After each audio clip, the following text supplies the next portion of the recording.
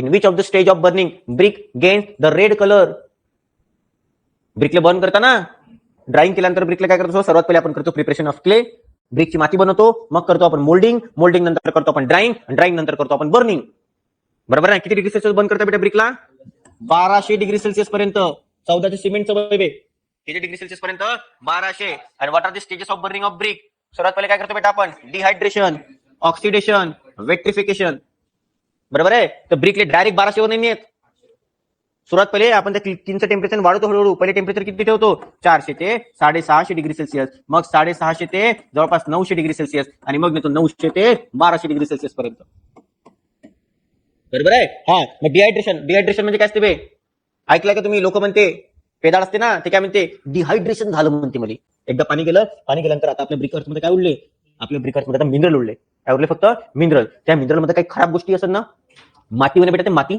बरोबर आहे. तर ते खराब कचरा वगैरे पण असेल ना, मग त्याच्यानंतरच्या स्टेजमध्ये तो जो कचरा असते, अनवॉन्टेड मटेरियल असते, ते बेटा व्होलेटाईल मॅटर म्हणतो आपण त्याला. काय म्हणतो? व्होलेटाईल मॅटर.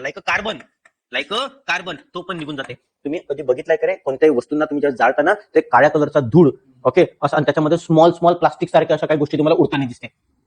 तो कार्बन असते, कार्बन.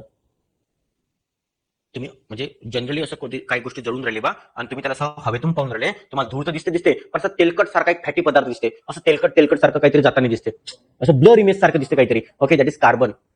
कारण की कार्बन जाते आणि ऑक्सिजन ऍब्झॉर्ब होते, ऑक्सिडेशन प्रोसेस. तर इथं ब्रिकला कोणता कलर भेटते? रेड कलर भेटते.